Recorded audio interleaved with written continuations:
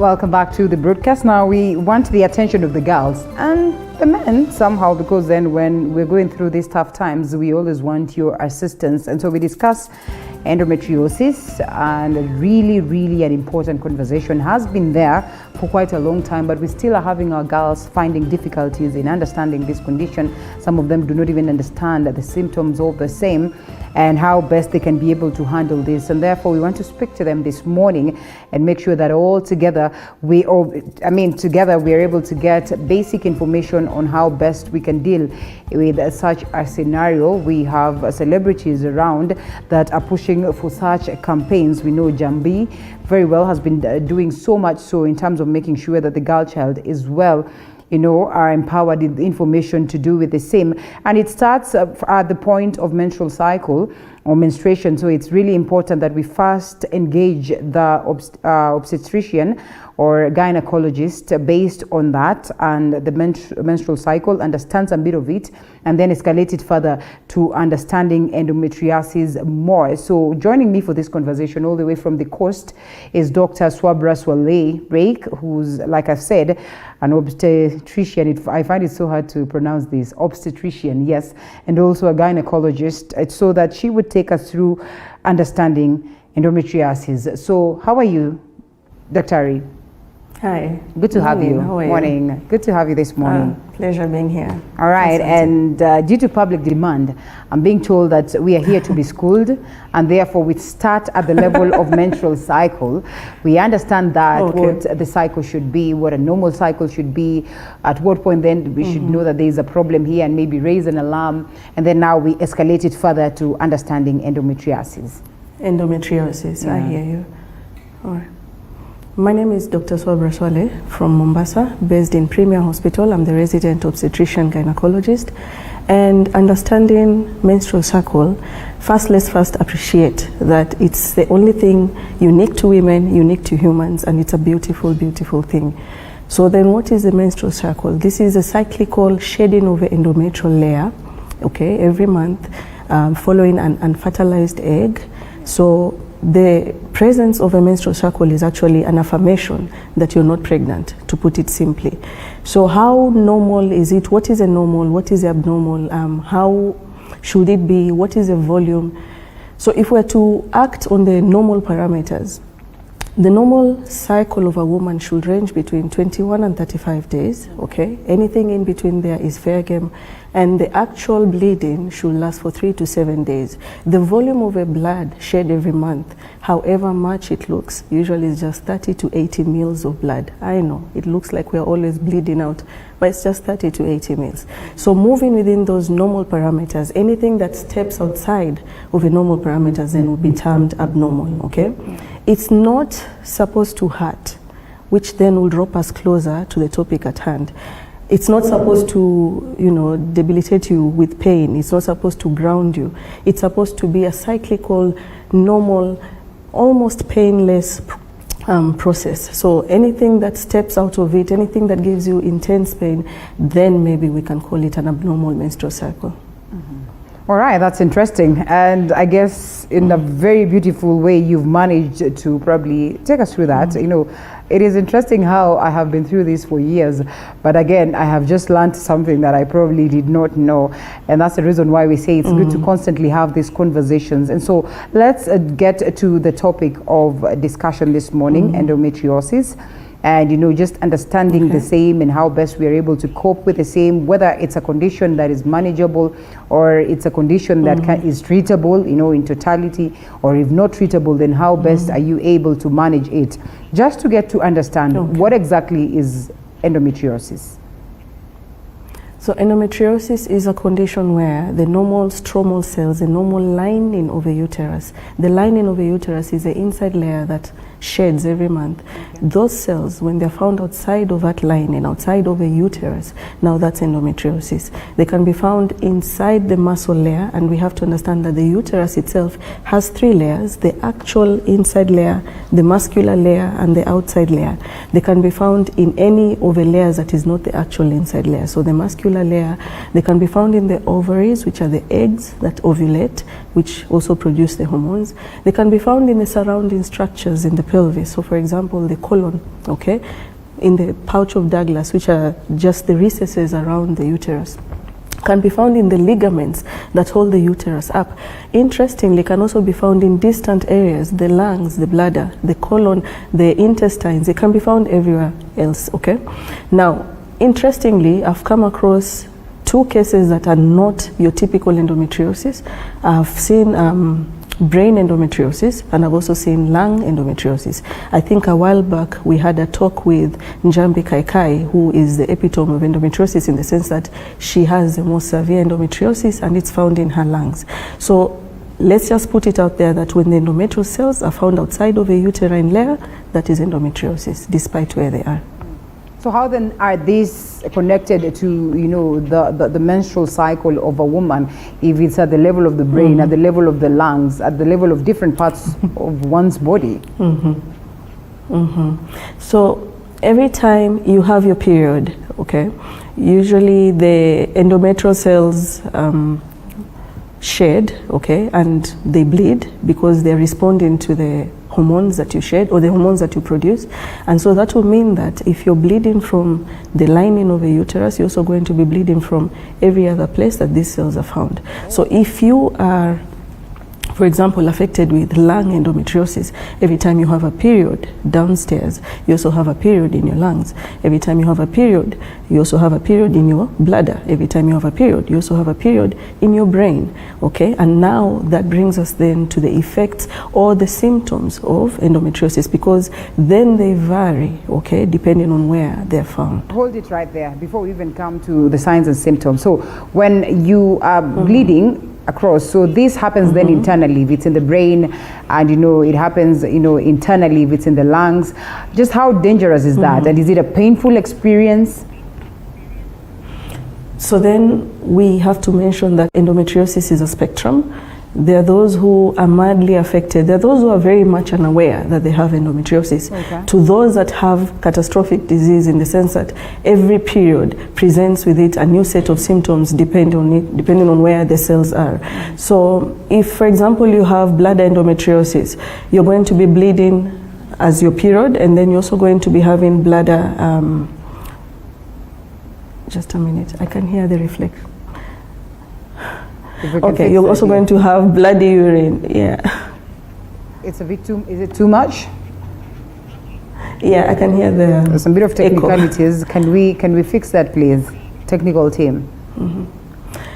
Okay, has it so been there from the word go? Every time you have for example, if you have blood endometriosis, you're going to be having bloody urine. You're also going to be having like accumulation of blood in your lungs, accumulation of blood in your brain, accumulation of blood wherever you are. Now, the period is not just bleeding as well. There are several chemical processes that take place. We call them inflammatory processes. And so that also means that everywhere else you're having a period, there are sort of inflammatory processes that happen. So for example, if you have endometriosis in the colon, there's pain associated with inflammatory processes. You can have blood in your stool. It's dependent really on where the endometriosis is. How dire can this be, and to what level can it push a woman?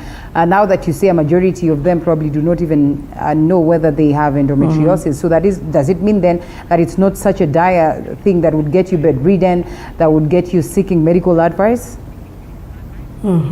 As I said, it's a spectrum, and so you can fall within the spectrum. So you can have mild disease in the sense that you have a little pain here and there during your period. You can have moderate disease, you can have severe disease, you can have debilitating disease. And so depending on where you lie on the spectrum, and it is also important to mention that you could swing back and forth on that spectrum. So the point is usually, should you have the mild disease, you probably will exhibit milder set of symptoms. Should you have a moderate disease, you probably have moderate set of symptoms, from pain to bleeding to heavy bleeding to painful sex and all that. Should you have the severe disease, you probably exhibit much more severe set of symptoms, in that the pain will make you get bedridden, get admitted all the time because of pain, and probably just undergo several set of operations. Okay.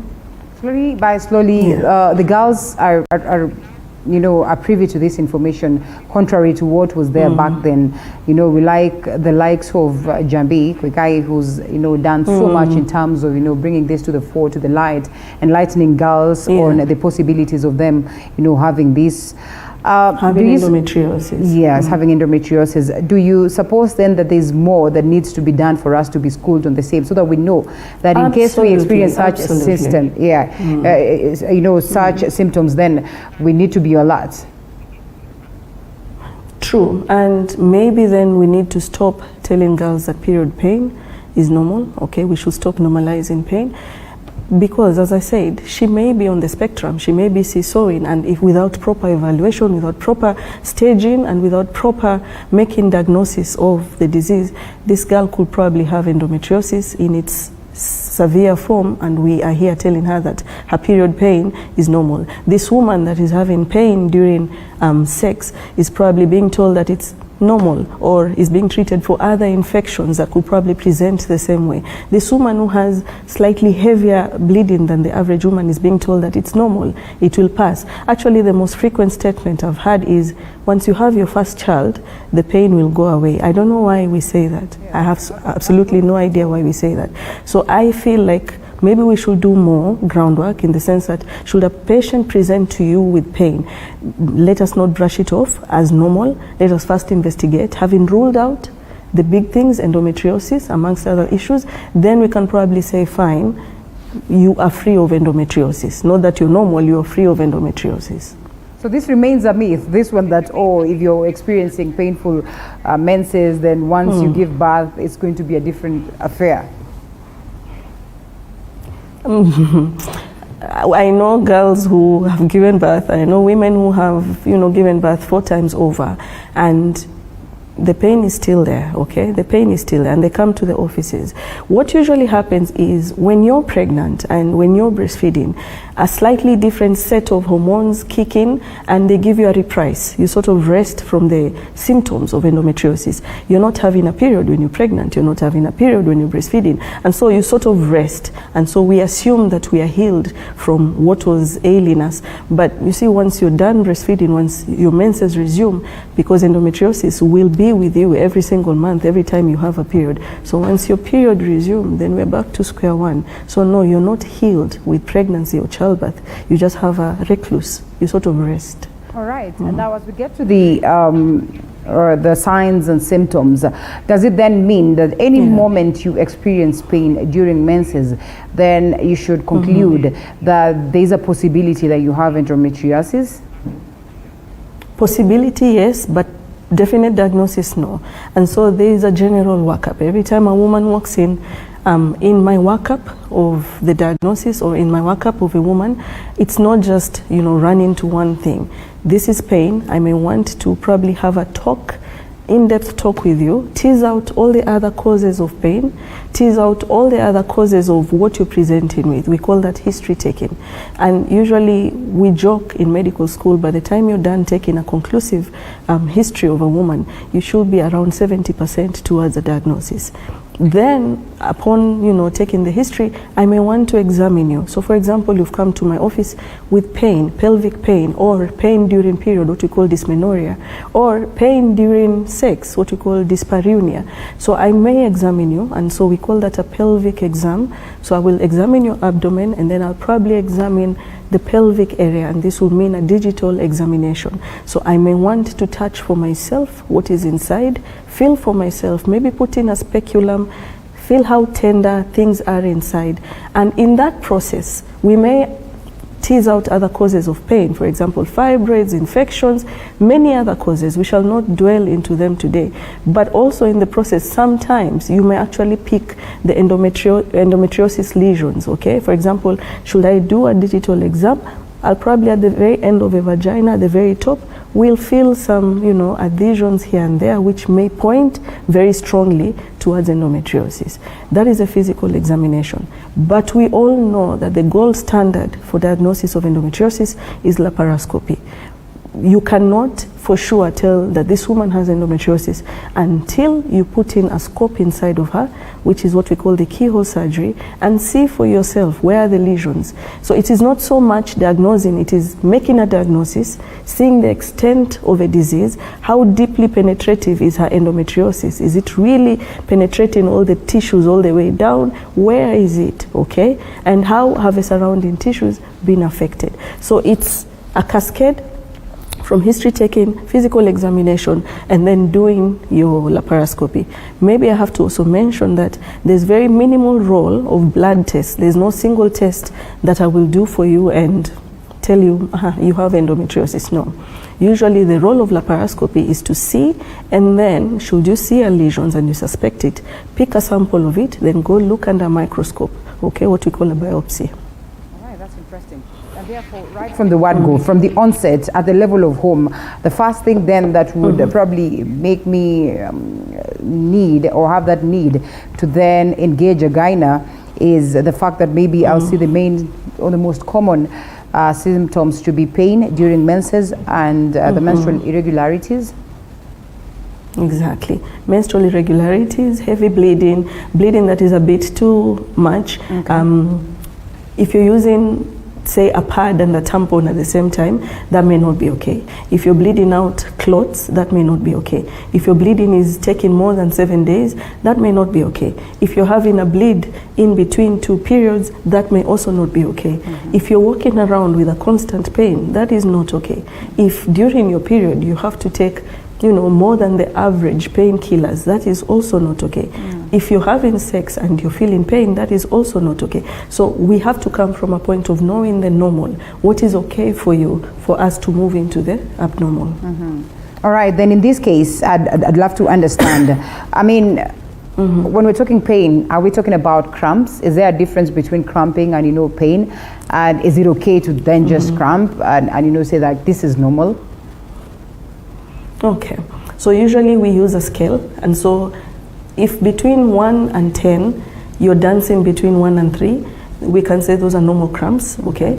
But if you are moving solidly from 3 towards 10, sometimes 15 out of 10, then that is not okay. So, and you see, pain is user defined. You cannot decide that this woman's pain is not pain enough, or this woman's pain is a lot of pain. She tells you that I started here and I've moved here. This is not okay for me. So pain is very, very subjective. But how to look at it objectively then to assess this level of pain is probably put on a scale and then tell her, where do you think you lie on this scale? Then you may gauge that, okay, probably this is because of this and this is this. Also, the timing of a pain.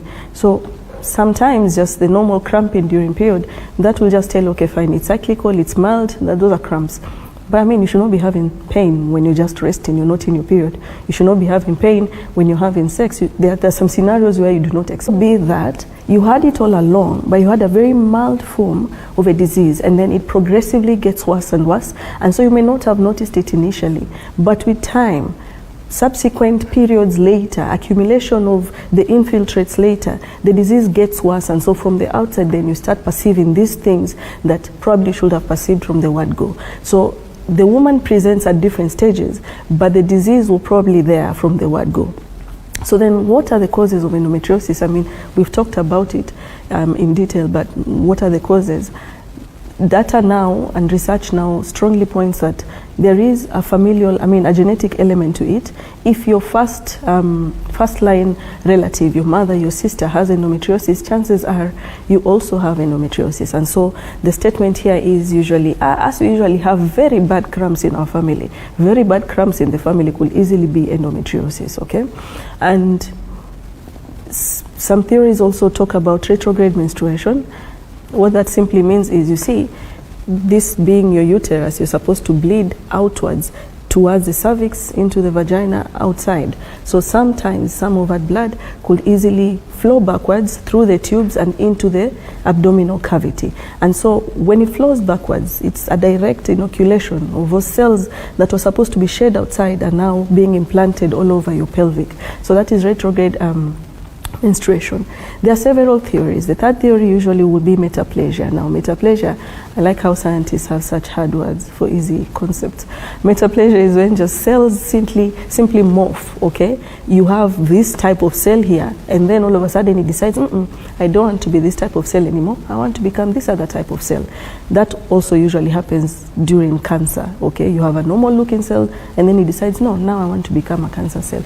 Anyway, I digress. So with endometriosis, usually you may start from a normal epithelium, a normal cell type, and then it decides, well, now I may want to be an endometrial cell type, and so it quickly moves. And so you may find that that cell type that belonged in another place now assumes the functions of endometrium, and the functions of endometrium is to respond to the hormones. So that already puts you already in a diagnosis of endometriosis, in that there's an ectopic cell somewhere responding to these hormones that it's not supposed to respond to. So there are very many causes. Some studies say that some chronic conditions like immunological conditions, SLE, okay, antibody conditions, okay, usually predispose you to endometriosis. There are theories, and I like that they call them theories because that shows that studies are still ongoing to prove or dispute all these theories.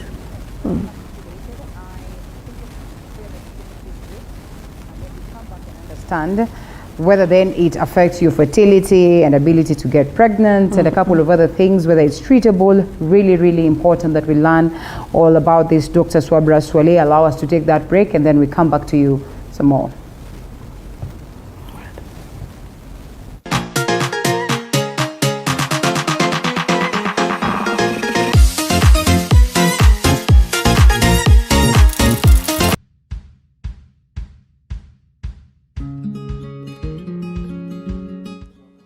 So, did you hear about the farmer who was trying dairy farming? Turns out he didn't have mushroom. Well, watcha hizo. I know I'm utterly hilarious from my head tomatoes. Nitaachana kudragon na hizi farming jokes basi. I was only trying kukuchekesha. Okay, I'll stop.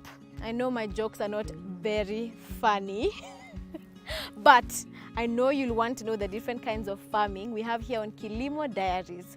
Join me, Sandra Wahito, every Sunday at 7:30 p.m. only on TV47. Hey, now that's hitting the right notes. When life gets boring, we bring out our play. You see, playfulness is in our DNA. It's in the way we move and laugh. It's in the way we walk, the way we rock, and how we just don't stop. You feel me? We add color to everything, to every day and every dish, because the world needs our crazy. We're the different flavors that make life more exciting. We're the ones who add color to every moment. Fanta, color every moment.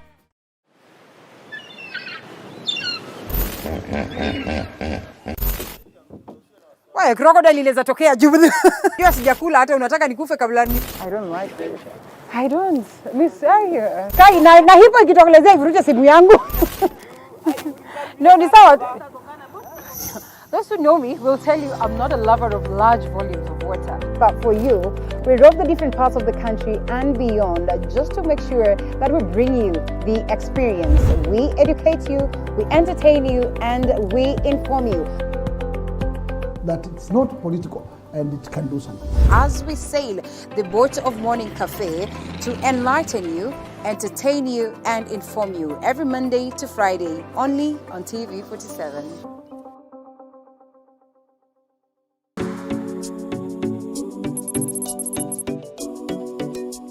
Munisikize.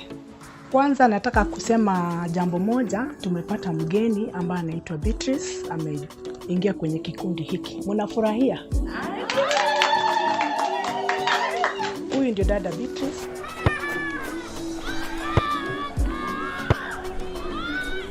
Japo kuwa kuna mama tu mmoja anaitwa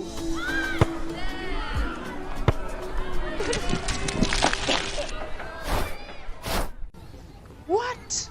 Elvis, come here.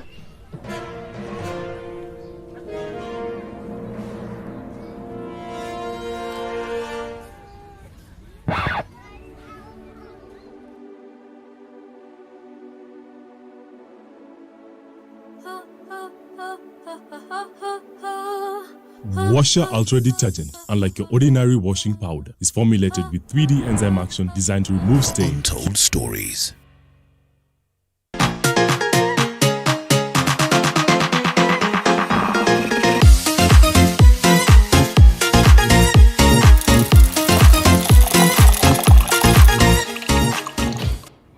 Well, coping with endometriosis is one conversation that we're having this morning alongside Dr. Swabra Swale, who's an obstetrician, oh my goodness, and a gynecologist that is at the course. She is in our Mombasa studios as we expound some more on understanding endometriosis.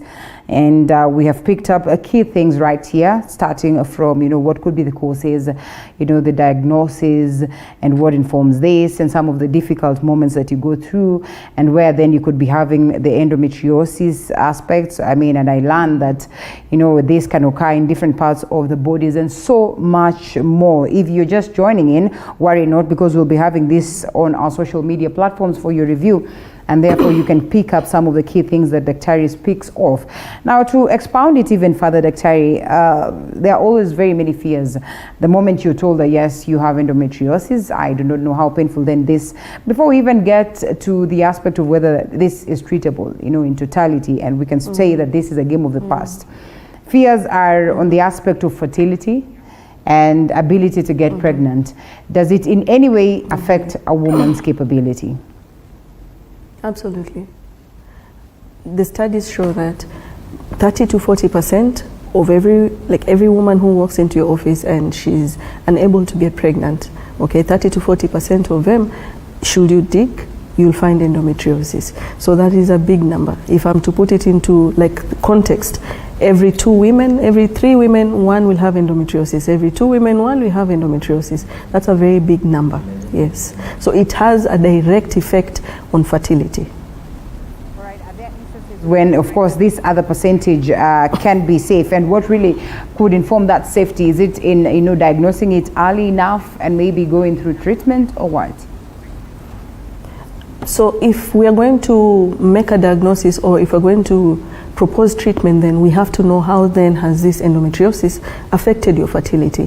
And it can affect fertility in several manners, and that will take us back to what then is, what are the components of the female fertility system, And so we have the ovaries, and then we have the actual uterus, we have the tubes which then transmit the sperm and then the egg so that they meet. So should we start with the eggs? Endometriosis directly affects your ability to produce some hormones. Some are produced in excess, others are produced in little amounts. Number 2, should you have the endometrial cells in the ovary, you're bound to form swellings, cysts, what we call endometrial cysts or endometriomas, So that directly sits on your ability as a woman to produce an egg, because I usually say hands off the ovary. If you're going to be playing around the ovary and we expect the same ovary to ovulate, the same ovary to give you the hormones that prompt ovulation, then we should not be playing games around it. And here we are with endometriosis of the ovary.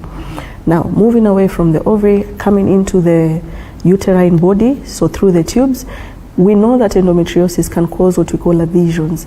Adhesions are just tendril-like, mucousy-like structures that just join things that should not be joined, block tubes, and this is a tube that is quite small.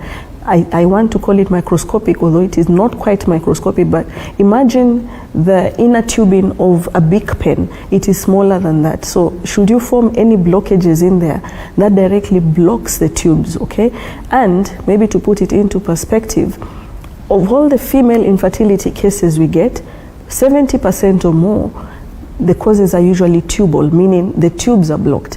The woman is ovulating, the woman has a normal looking uterus, it's just the tubes that are blocked. And so the 2 cells, the man and the woman's, will never meet.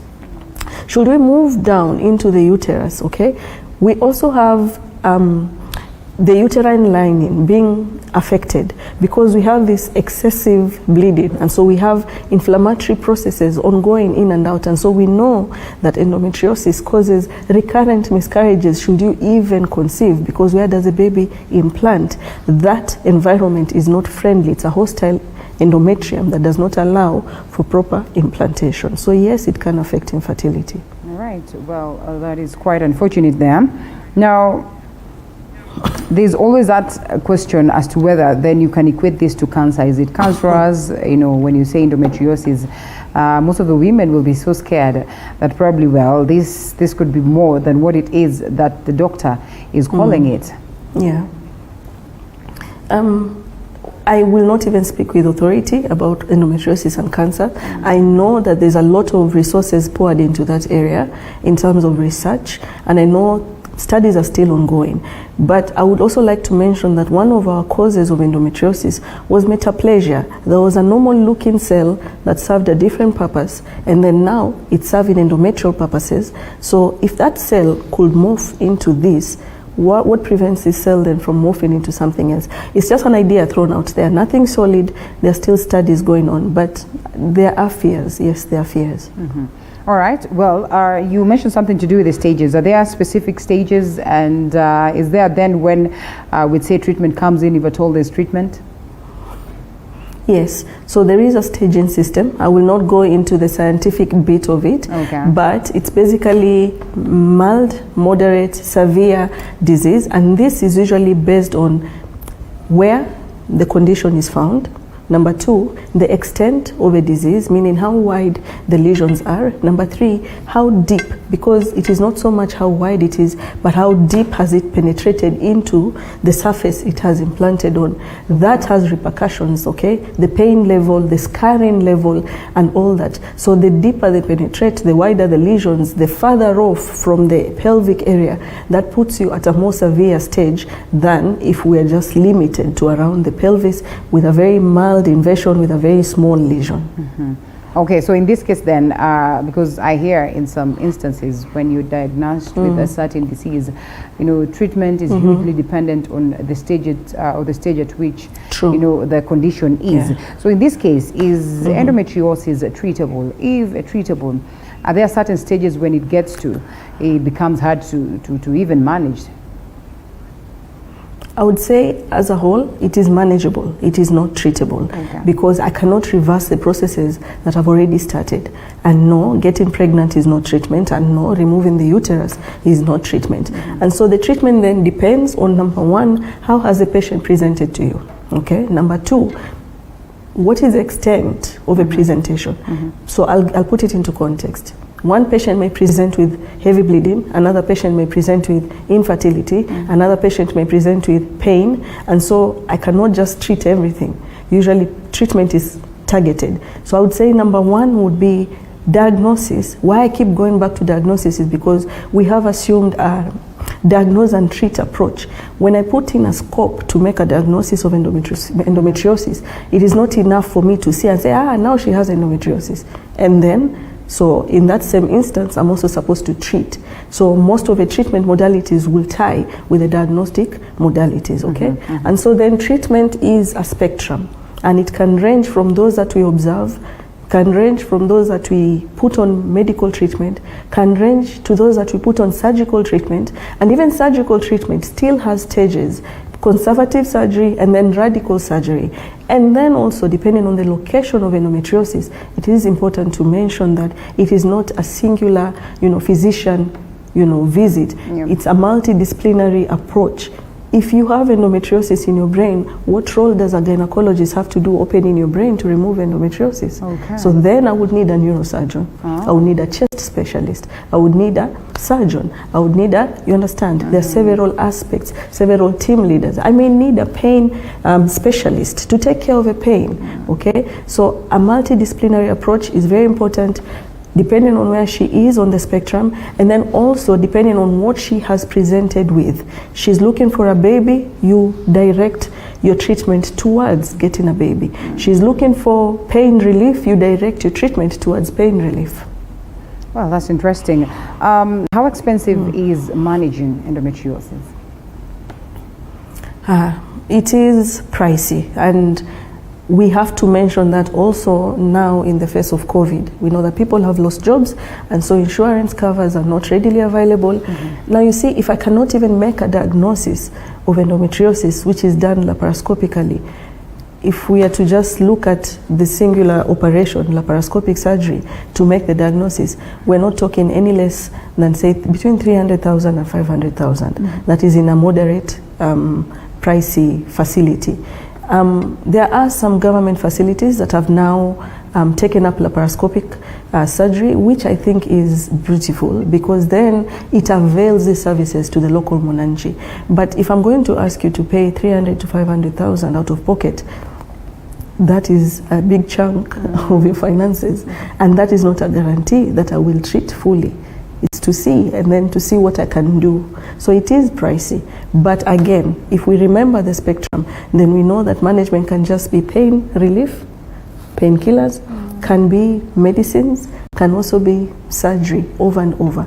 Also, the surgery is not necessarily just one surgery to sort out everything. I know of people who are on their 6th surgery. So if you're to put that into monetary context, it becomes pricey. All right, well, that's interesting. Probably you have answered this, earlier on, but because then it comes as a question, I think we need to respond to that. One asks, can family planning come in handy? If because we've seen others that somehow stop the bloods or the blooding and all that. Pardon, I didn't catch your question. Can family planning come in handy also in just managing the same? Yes. Well, it is part of a management. So maybe to break down management options, we have the observancy and then we have medical management. Under medical management, yes, family planning pills have a role, and they're of 2 types. One is a combined oral pill, one which has estrogen and progesterone, and then we have a progesterone only pills. So these can be used cyclically. They're more affordable, they're readily available, and they suppress the symptoms. They do not heal, they take care of the symptoms. There are other options as well, still within medical management. There is an intrauterine system which is called the Mirena. It's like the coil, the copper T, a device that we put inside the uterus, has a bit of a progesterone and slowly discharges this progesterone. Gives you relief in terms of pain, in terms of heavy bleeding, every month for 5 years, which I think is a bit long term compared to you popping a pill every day. Maybe just to simplify, I usually say it's like a room. You have this electricity that is causing you issues, and so you may decide to switch off the electricity on your reading table right there with you. You may decide to switch off at the main switch within the room, or you can decide you're going out to the transformer and switching off from there. And so that in our body translates to, you may decide to switch off the hormones at the endometrial layer, at the ovarian level, or at the higher centers, which is the brain. So based on where you want to switch off, based on how severe the symptoms are, then I can give you drugs that suppress all hormone production right from your brain, or suppress your ovarian function, or suppress the uterine endometrial layer function. All right, that's great. Now, you spoke about the surgery, and you say there are people who would go for surgery over and over again. How remedial is this? And at the same time, how dangerous can it be? So it's major surgery, and with major surgery comes with its own effects or its own risks. So there are anesthetic risks, surgical risk. But every time you go in for major surgery, we tell you the risk and you sign against them. That said, it is usually symptomatic relief and also fertility concerns. So what then do we do when we go for surgery? We keep saying surgery, surgery, laparoscopy.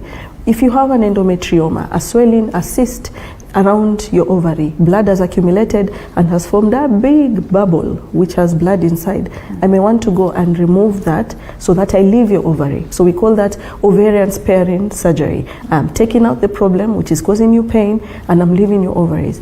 As a gynecologist, the ovaries are supreme to me. Unless I really have to take them out, I will not take them out. How then will I earn my living? Okay. Number 2, I may want to take out your uterus, especially if one is done with childbearing. Why? Because you may have endometrial cells around the uterus causing you a lot of pain, and here you are, you're saying you do not want to, get a baby. I also have to mention that having taken out your uterus, it also does not mean that I have to take out your ovaries. Most of the time, if a woman has not clocked menopause, I will take out the uterus and leave your ovaries. It is possible. Good. All right. I also have to mention that should you remove a uterus, it is not a guarantee that you've treated her endometriosis completely, because the cells could be found outside of the uterus, as I mentioned earlier. But we also know that most of the time the cells are around the uterus. So a hysterectomy or removal of a uterus. Surgery can also span to, if you have endometriosis in your ovaries, I may say, fine, let's take out your uterus and your ovaries, okay? So that's a bit radical. And sometimes it is not enough to take out your uterus, your ovaries, but I may also look around and say, this intestine has a lot of endometriosis, it's causing you pain. Resect a bit, so we call that resection. In that where you see a lesion, you cut around it, take the lesion to the lab, let's test it. And then after cutting, of course, you repair. All right, that's great. Now, now that you mentioned menopause, so once you're at the level of menopause, then what happens? Now, at the level of menopause, magic happens. Oh. The master switch, what we call the transformer, the one I'd likened it to, switches off naturally. So endometriosis naturally gets better with menopause because the hormones are not there. But let's also not forget that it has been a lifetime of scarring and damage, and so in as much as there's no more continuing damage, some of the damage is already done. Yeah. And so the woman may have to live with that. And that's why we have to come in early to prevent further damage. Yeah. Speaking of damage now, because that was my next question, the dangers of not getting help at all. Because sometimes you feel the pain and you feel like, these are just cramping and you overlook. There are a couple of uncommon symptoms that could be there. And therefore, you just tend to not, have that urge to seek medical advice. True. Na Wakenya sisi tumezoea kuvumilia. Ni wavumilivu kama Wakenya. It's a thing we have. But I'll just say, you know what? Any pain that does not ring true to you, get it checked. If at all we have endometriosis, even in its mild form, we can prevent subsequent progression to severe disease. Yeah, we can catch it early and then manage it. Okay, well, thank you so much, Dr. I know there's so much that would still want to touch on, but as time would not allow us. So maybe in a nutshell, as I allow you to come in, it is important that you probably give us some of the key things that you suppose we should have touched, and Linda was not, I don't want to say wise enough, was not well privy to this information and therefore did not ask that as a question. What are some of the things? And I mean, Muredi Wawashiko is watching, says, following from Mombasa. Yes, and she is doing a great job, very committed and compassionate with her work at a premier hospital. Congratulations for that. Thank you. All right. So what are some of the things that you did not touch on? Yeah. I would say maybe to bring it home, endometriosis affects, from the studies done previously, we know now the numbers can change. 1 out of every 10 women. Imagine a room of 20 women, 2 have endometriosis.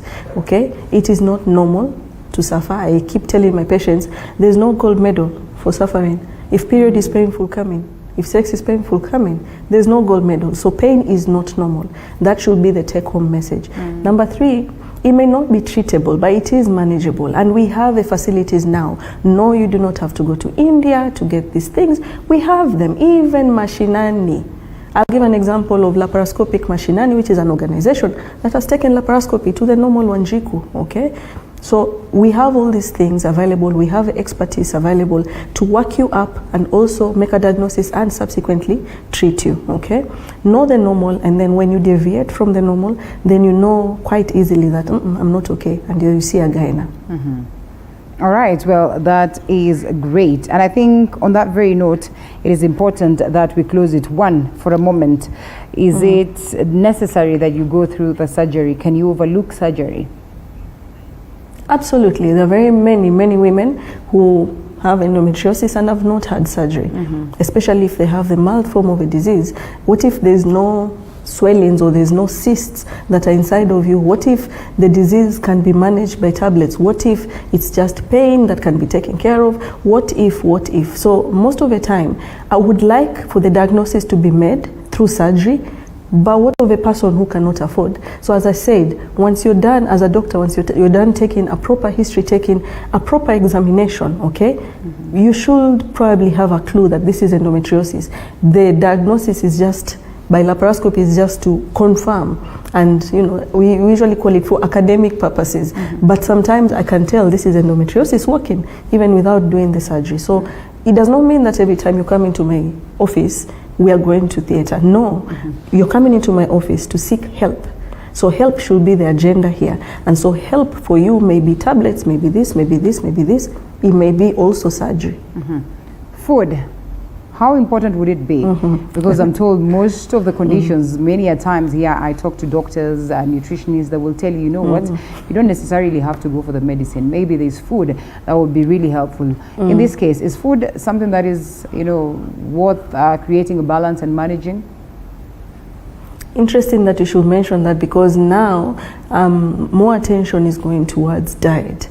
Okay, we know that there is an excess of estrogen, and so then what are the food sources that will point towards, that will give us excess estrogen that we probably don't want? It's a very thin line, and I don't want to trash it, okay? And I also don't want to speak where my expertise does not cross over, but I think if you maintain a healthy diet, maintain a healthy BMI, okay, you're not obese, and you just keep within your normal fitness levels, then the rest, the body should take care of it. There is also some studies going around seed cycling. I read a bit onto it. There is a lot of information going around, and this is just the idea that in the different parts of a menstrual cycle, the part before ovulation, what we call the follicular phase, you take certain type of seeds, and then in the part after ovulation towards your menstrual cycle, you take another type of seed, which then will be giving you different components of different hormones or suppress different things. We are not conclusive on that because we have not done enough studies on it. Are they working for some people? Yes. Are there enough studies and evidence? Maybe not. So I think it's just out there. More needs to be done. Dr. Swabra Swale, thank you so much for the great insights, and obstetrician and a gynecologist. I had to get that right. We close it at that. Your parting shots as we call it a day. Okay. I feel every woman should own her body, know your body inside out. When it's not okay, you know. It's not in your head. You know your body is not okay. So come in, now let's start somewhere and work towards a diagnosis. Okay? Yes. And I hope you all keep safe. Thank you. The conversation continues on our social media platforms at TV47 Kenya across. Make sure that you grab this or get a hold of this information. Help a sister. It is really, really important. If you're just tuning in now, not to worry because you've not missed out much. Just stick on our social media platforms to get these great insights and information that comes from Dr. Swabra. And on that very note, I say thank you so much for your feedback, for choosing to stay with us from the word go up until now. We now call it a day as I look forward to see you again tomorrow. We close Morning Cafe on that note. My name is Linda Alela. Do have yourself a lovely, lovely day.